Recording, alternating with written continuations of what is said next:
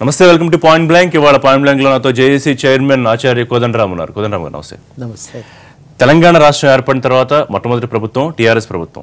So గతంలో ఉమ్మడి రాష్ట్రంలో ఉన్న పాలకులు నడిపించిన ప్రభుత్వానికి ఇవాళ టీఆర్ఎస్ ప్రభుత్వానికి మీరు గమనించిన ప్రధానమైన వ్యత్యాసం ఒక మాటలో నిర్వచించాలంటే ఏం చెప్పగలుగుతారు? ఖచ్చితంగా తెలంగాణ ఏర్పడిన తర్వాత వచ్చిన ప్రభుత్వం కాబట్టి తెలంగాణ జలవనరులను కానీ తెలంగాణకు సంబంధించిన ఇతర వనరులను కానీ తెలంగాణలో వినియోగానికి తేవటానికి ప్రయత్నం చేయవలసిన అవసరము బాధ్యత ఉంటాయి.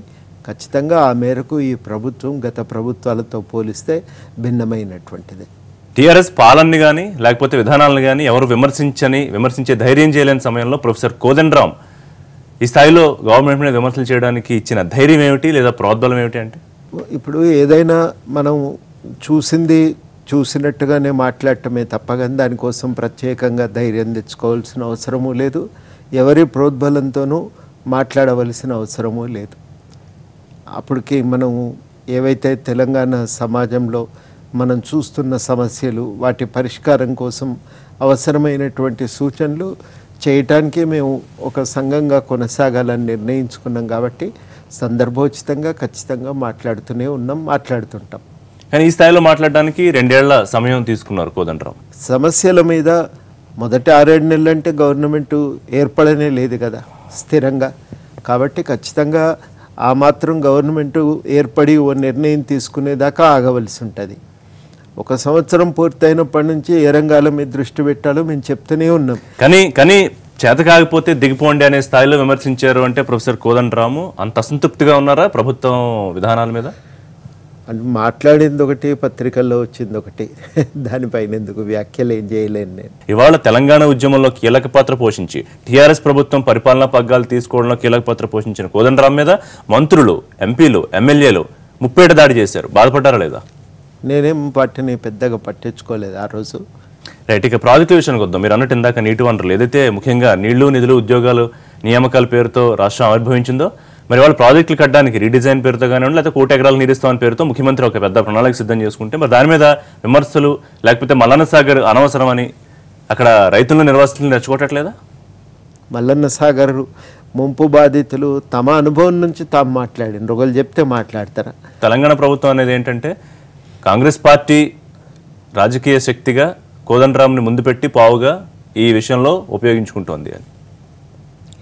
ఇప్పుడు ఏదైనా ఒక విషయం మీద చర్చ చేసేటప్పుడు సూటిగా సమాధానం చెప్పలేనప్పుడు వెతుక్కునేటువంటి మార్గాలు ఇవి.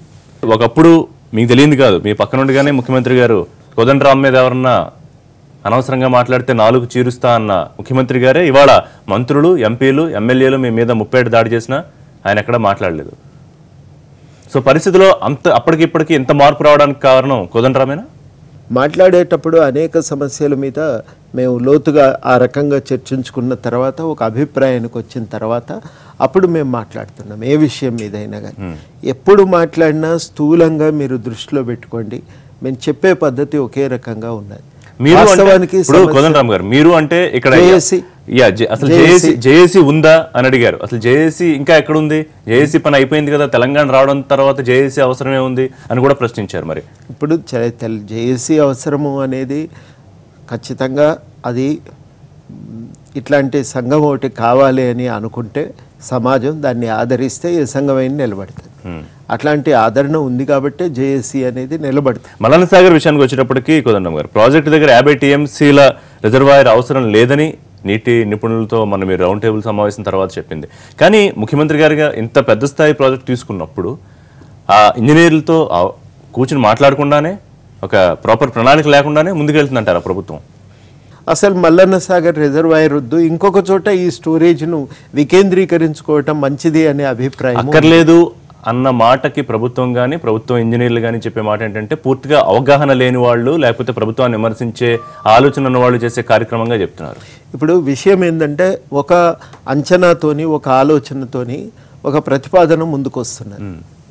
అందుకని ఇప్పుడు తక్షణం అందరం కూడా చెప్పే మాట మొట్టమొదట భూసేకరణను తక్షణం ఆపండి. భిన్నమైన అభిప్రాయాలు వచ్చినప్పుడు ఆ భిన్నమైన అభిప్రాయాలను దృష్టిలో పెట్టుకొని మళ్ళీ ఒకసారి దాన్ని పరిశీలన చేసి పునఃసమీక్ష చేస్తే తప్పేం లేదు కదా. అది చేయటంలో ఇబ్బంది పడవలసిన అవసరం ఏముంది? భూసేకరణ విషయంలో నిర్వాసితులు చాలా మంది అనుకూలంగా ఉన్నారని, కొంతమందే వ్యతిరేకంగా ఉన్నారు. ఆ వ్యతిరేకంగా ఉన్న వాళ్ళని రెచ్చగొడుతున్నారు అనేది ప్రభుత్వం చేస్తున్న ఒక విమర్శ.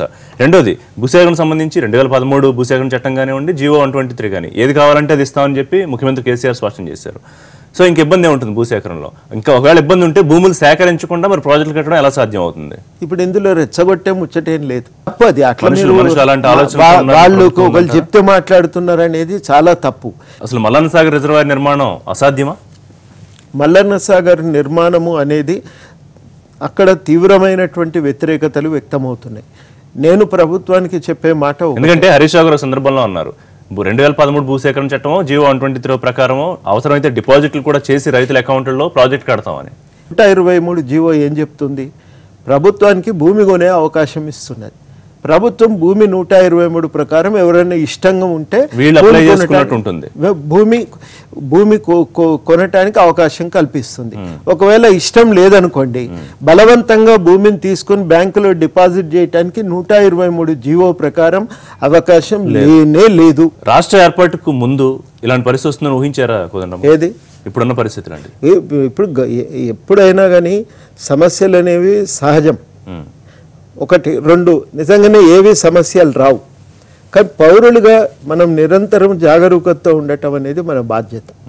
తప్పకుండా మనం ఒక బాధ్యతతో ప్రభుత్వాలు బాధ్యతాయుతంగా పనిచేసేటట్టు చూసుకోవాలి.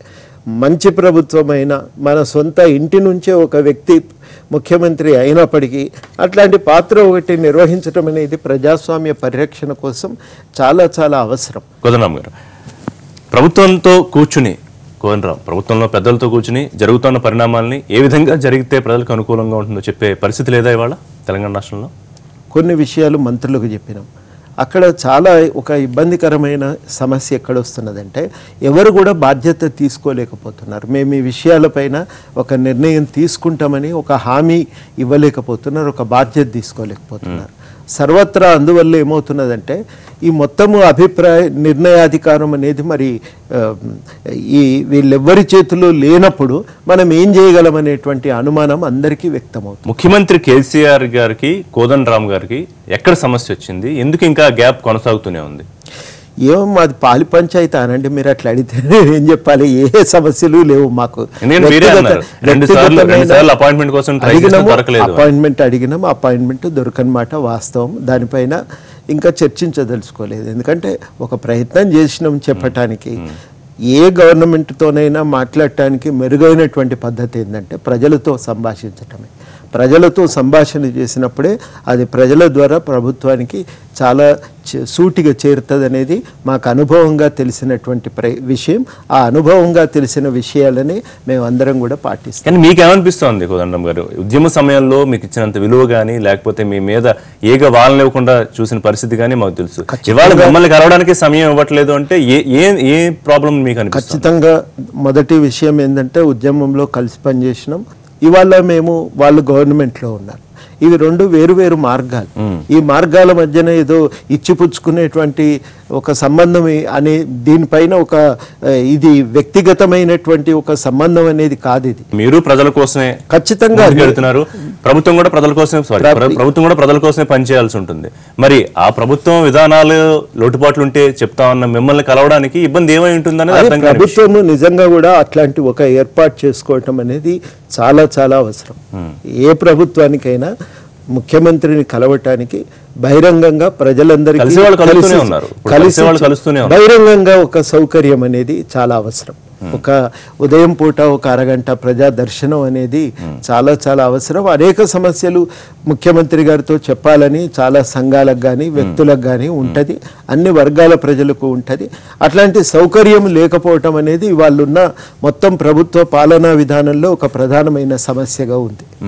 ఇప్పుడు సాధారణంగా రాజకీయాల్లో ఉన్నవాళ్ళు, పదవుల కోసం ఉన్నవాళ్ళు విమర్శలు చేస్తారు, విమర్శలు తీసుకుంటారు. కానీ ఎటువంటి రాజకీయ ఎజెండా లేని, నాకు తెలిసినంత వరకు ఎటువంటి రాజకీయ ఎజెండా లేని కోదండరామ్ మీద ఈ స్థాయిలో విమర్శలు వస్తూ ఉన్నప్పుడు ఎప్పుడన్నా అనిపిస్తుందా ఎందుకు లేని? ఎందుకు విమర్శలు వస్తాయంటే, మీరు ఒకటి వాళ్ళని అడిగితే కరెక్ట్గా సమాధానం చెప్తాను. కాదు, వచ్చినప్పుడు మీ feeling అడుగుతాను నేను. ఎందుకు వస్తాయంటే ఖచ్చితంగా మేము ప్రజల కోణం నుంచి కొన్ని ప్రతిపాదనలు ప్రభుత్వం ముందు పెడుతున్నాం. ఒక్కొక్కసారి ఎక్కడ ఇబ్బంది వస్తుంది అని అంటే మరి మేము చేసిన సూచనలను పాటించడంలో వాళ్ళకి ఏమైనా ఇబ్బందులు వస్తుండొచ్చు. లేదన్నట్టు అయ్యేది ఉంటే నిజంగా ఇట్లాంటి ఇబ్బంది ఖచ్చితంగా వస్తుంది. ఎందుకంటే ఎగ్జాంపుల్ మల్లన్న సాగర్ అనేది ప్రెస్టీజియస్ గా గవర్నమెంట్ తీసుకుంటున్నప్పుడు అసలు మల్లన్న సాగర్ రిజర్వాయర్ అవసరం లేదని మీరు అంటున్నప్పుడు చాలా గ్యాప్ ఉంది. ఖచ్చితంగా ఈ ఇబ్బందులు అనేవి తలెత్తుతాయి. అందులో మేము ఏ రాజకీయ ఆపేక్ష లేకుండా ఈ మాటలు మాట్లాడుతున్నప్పుడు ఖచ్చితంగా వీటిల్లో ప్రజలకు కూడా ఒక సీరియస్గా తీసుకుంటారు, ఒక గౌరవం ఉంటుంది. అందువల్ల ఏమవుతుందంటే ప్రభుత్వాలకు ఇట్లాంటి సంఘాలకు మధ్యన ఎప్పుడూ ఒక ఘర్షణ ఉండనే ఉంటుంది. ప్రతి విషయం ప్రభుత్వం చేసే ప్రతి విషయం కోదండరామ్ చెప్పినట్టుగాను కోదండరామ్కి నచ్చినట్టుగాను జరగాల, ఇది నేను అంటున్న మాట కాదు, ప్రభుత్వం కొంతమంది అడుగుతున్నమాట. మేము చేయమని అంటిమా, మేము అన్ని విషయాలు మాట్లాడితేమా, హరితహారం మీద గిట్ల ఎందుకు అవుతుందని మేము ఏనాడన్నా మాట్లాడినామా? అన్ని విషయాలు మేము మాట్లాడలేదు. హరితహారం జరుగుతున్నాయి, చెట్లు పెట్టాలి, పెంచుకోవటం చాలా మంచిదే, దాన్ని ఎవరు కాదంటం లేదు. దానిపైన మేము వ్యాఖ్యానాలు జోక్యాలు చేసుకోవటం లేదు. మాకు ప్రాధాన్యత అంశాలు ఉన్నాయి. మేమనేది ఏమంటే ఉమ్మడి రాష్ట్రంలో అప్పటి ప్రభుత్వం అనుసరించిన అభివృద్ధి పంథా నష్టదాయకమైనటువంటిది. అందరం కూడా ఆ రోజుల్లో దాన్ని వ్యతిరేకించినాం. అది హైదరాబాద్ కేంద్రంగా జరిగింది. రియల్ ఎస్టేట్ డీలర్ల కోసమో, కార్పొరేట్ శక్తుల కోసమో, కాంట్రాక్టర్ల కోసమో ఆ రోజు అభివృద్ధి విధానాల రూపకల్పన జరిగింది. మేం కోరింది ఏంటంటే తెలంగాణ ఏర్పడిన తర్వాత ప్రజలు కేంద్రంగా అభివృద్ధి జరగాలి, అభివృద్ధి వికేంద్రీకరించాలి, జిల్లాల్లో కూడా ఏర్పాట్లు జరగాలి. అన్ని వృత్తుల వికాసం జరిగినప్పుడే అభివృద్ధి ఫలితాలు సమంగా అందరికీ దక్కుతాయనేది మా ఆలోచన. హైకోర్టు విభజనకు సంబంధించి జరుగుతున్న వివాదం మీద మీ కామెంట్ ఏంటి? హైకోర్టు విభజన తప్పకుండా చేయాల్సిందేనండి. నిజంగా అది చేయకుండా ఉండటానికి ఒకే ఒక్క కారణం ఏంటంటే ఆంధ్ర ప్రాంతంలో ఉన్న కొంతమంది పెత్తందారులు ఉమ్మడి హైకోర్టు ఉన్నట్టయ్యేది ఉంటే తమ ఆస్తిపాస్తులకు రక్షణ ఉంటుందని ఆలోచిస్తున్నారు. అది చాలా అన్యాయమైనటువంటి ఆలోచన. ఆ పద్ధతుల్లో ప్రభుత్వాన్ని శాసించే ప్రయత్నం మంచిది కాదు.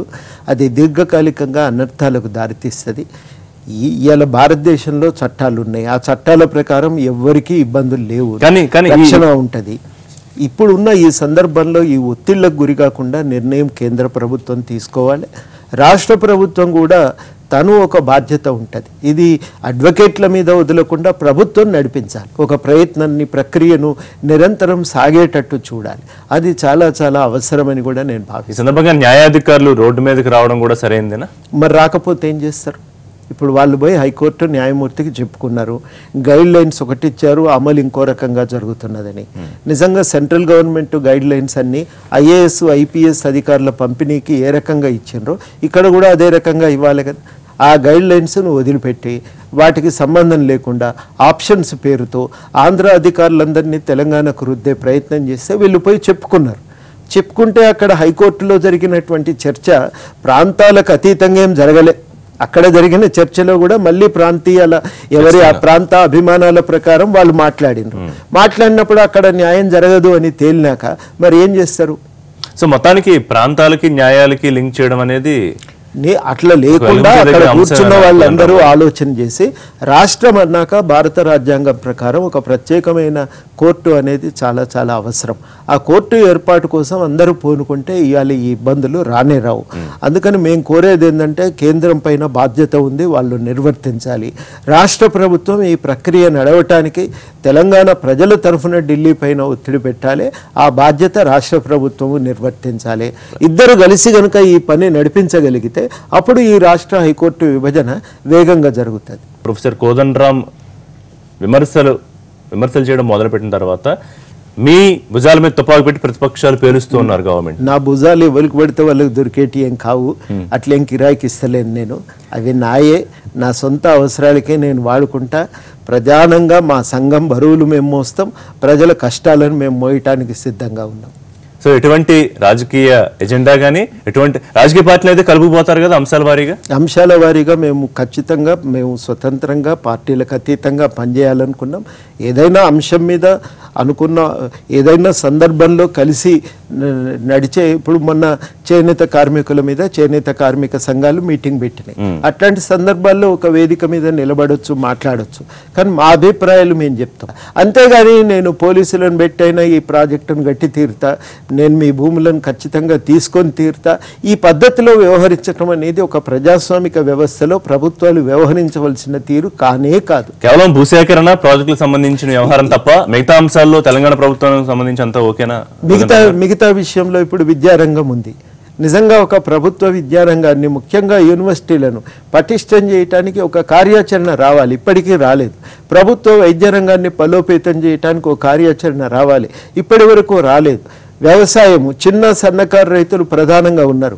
అందరం చెప్పుకున్నాం తెలంగాణ హరిత తెలంగాణగా మారుతుంది, తెలంగాణ ఏర్పడితే చాలు ఇక్కడి రైతులకు అనుకూల విధానాలు వస్తాయని. ఇప్పటి వరకు ఒక విధాన ప్రకటన రాలేదు.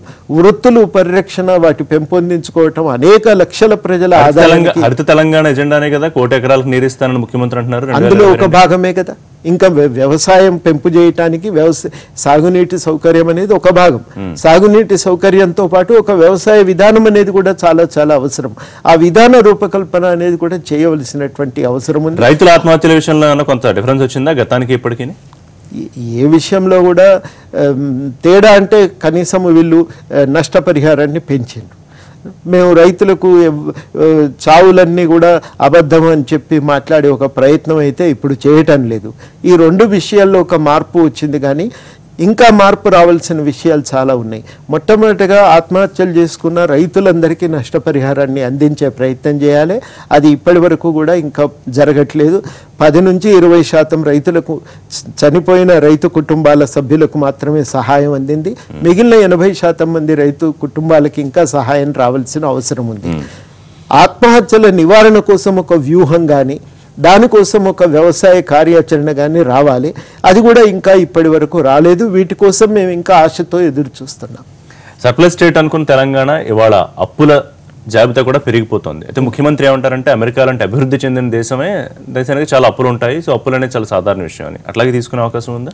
ఖచ్చితంగా అప్పు చేస్తే గవర్నమెంట్లో అప్పు చేయటం వల్ల వచ్చే తప్పులు ఏమీ నష్టమేమీ ఉండదు. కానీ ఇక్కడ ఒక విషయం గమనించాలి. అప్పు చేసి మనం ఉత్పాదకతను పెంచుకోగలిగితే లాభం. ఉత్పాదకతను పెంచే రీతిలో అప్పులను ఉపయోగించుకోగలిగితే ఖచ్చితంగా గవర్నమెంట్ ఆదాయం పెరుగుతుంది. దాంతో వచ్చినటువంటి అప్పును తీర్చొచ్చు. దానివల్ల ఇబ్బంది కూడా ఉండదు. కానీ అనుత్పాదక రంగాలకు మనం విపరీతంగా పెట్టుబడులు పెట్టడానికి అప్పు తీసుకొస్తే అది గుదిబండగా తయారు. అంటే ప్రతిపక్షాలు ఆరోపిస్తున్నట్టు ఎన్నాళ్లలో 60,000 కోట్ల అప్పు అయితే 2 ఏళ్లలో కేవలం 2 లక్షల కోట్ల అప్పు చేశారు తెలంగాణ ప్రభుత్వం. అంటే విషయం కూడా నేను మళ్ళీ చెప్పదలుచుకుంది ఏంటంటే కేవలం అప్పు తెచ్చుకున్నారనే కారణంగా వ్యతిరేకించడం సమంజసం కాదు. ఏ అవసరాల కోసం, ఉత్పాదకతను పెంచడానికి ఏం అవసరాల కోసం మనం అప్పు తెచ్చుకున్నాం అనేది సీరియస్గా ఆలోచించాలి. ఇప్పుడు నిజంగానే 40,000 కోట్ల భగీరథ పథకం ఉంది. 40,000 కోట్లు మేము ఇయ్యాలటికి అలా అప్పు తెచ్చి మొత్తం ప్లాన్ను పూర్తి చేస్తామని కనుక అంటే అది తప్పు అవుతుంది. దానికి చాలా జాగ్రత్తగా ప్రయారిటీస్ని ఎంచుకోవాలి. ఇప్పుడు తక్షణం నీళ్ళు ఇవ్వవలసిన గ్రామాలన్నీ, భవిష్యత్తు అవసరాల రీత్యా మనం చేయవలసినటువంటి పథకం ఏంటిది అనేది ఆలోచించుకోవాలి. ఆలోచించుకోకుండా మనం ఇప్పటికిప్పుడు మొత్తం రాష్ట్రం అంతా పైప్ లైన్లు ఇద్దాం అప్పులు తెచ్చి అంటే అది సమస్యలకు దారితీస్తుంది. అవసరం లేదు, అట్లాంటి అప్పు అవసరం లేదు. నిజంగా తీవ్రమైన సమస్య ఉన్న గ్రామాలను గుర్తించినరా? అవి ఎన్ని ఉన్నాయి? ఆ గ్రామాలకు ప్రయారిటీగా, ప్రాధాన్యతగా ముందు వాటికి నీళ్ళు ఇచ్చి మిగతావన్నీ క్రమంగా అవసరాలను బట్టి, పరిస్థితిని బట్టి మనం పెంపొందించుకుంటూ పోగలిగితే నిజంగా ఈ అప్పు భారాన్ని కూడా తగ్గించే. బంగారు తెలంగాణగా మార్చుకుందాం తెలంగాణ ఆకాంక్షతో బయలుదేరిన ప్రభుత్వం అసలు అటువైపు అడుగులు వేస్తోందా? దాని దగ్గరగా ఉందనిపిస్తుందా మీకు? అంటే నాకు తెలిసి నేను ఈ కోణం నుంచి నేను చర్చ చేయడానికి ఇష్టపడట్లేదు. అది బంగారు తెలంగాణనా కాదా అని. చాలా చాలా ముఖ్యమైనది తెలంగాణ అభివృద్ధి పంథా అనేది భిన్నంగా ఉండాలి. అది తెలంగాణ ప్రజలు కేంద్రంగా ప్రజాస్వామిక ఒక సామాజిక ఆర్థిక జీవితాన్ని పెంపొందించేటువంటి విధంగా ఆ అభివృద్ధి పంథా అనేది ఉండటం చాలా చాలా అవసరం. ఆ కోణంలో ఎట్లా ఉంటే కోదండరాం సాటిస్ఫై అవుతారు? ఖచ్చితంగా వ్యవసాయ రంగంలో ఆదాయాలు పెరగాలి.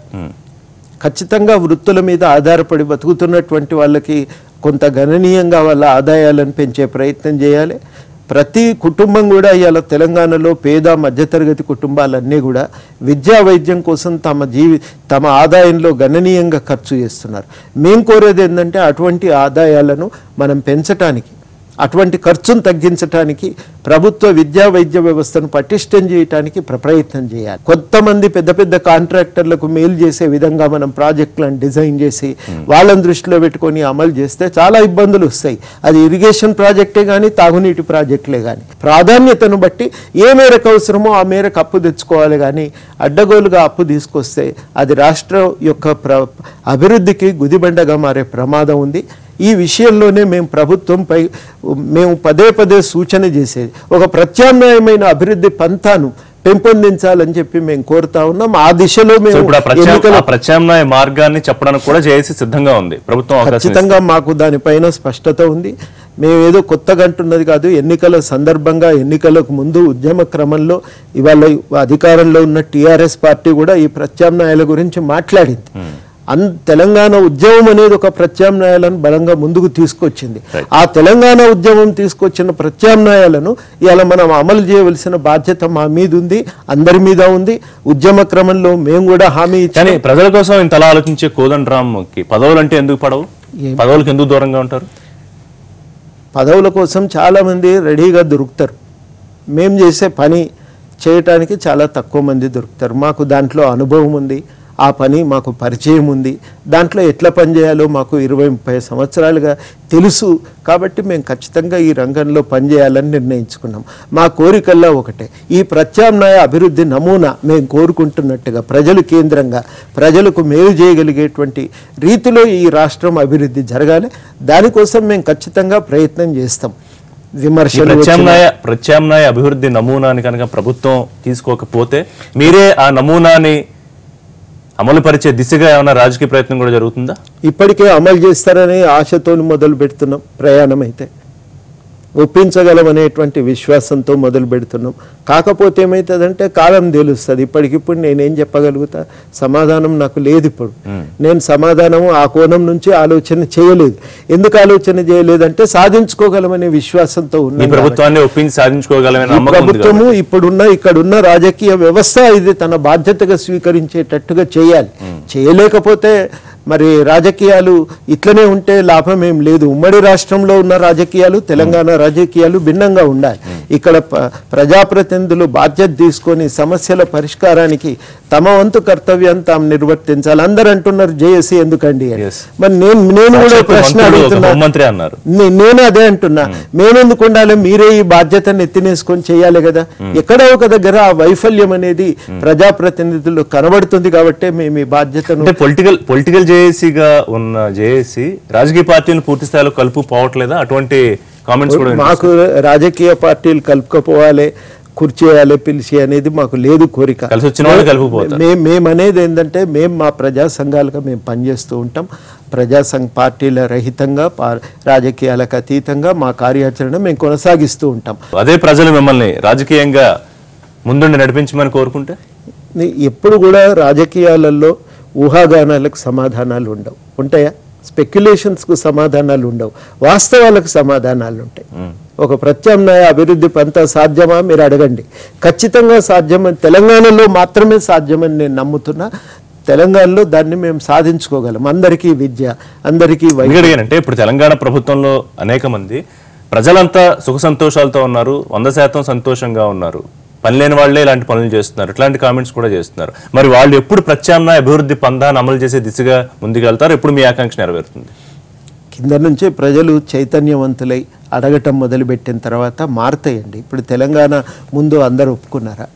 కింద ప్రజలు తెలంగాణ అవసరాన్ని గుర్తించి తెలంగాణ గురించి మాట్లాడిన మొదలుపెట్టిన తర్వాత 96 నుంచి మొదలై 5 ఏళ్ళు ఆ ప్రయాణం నడిచింది.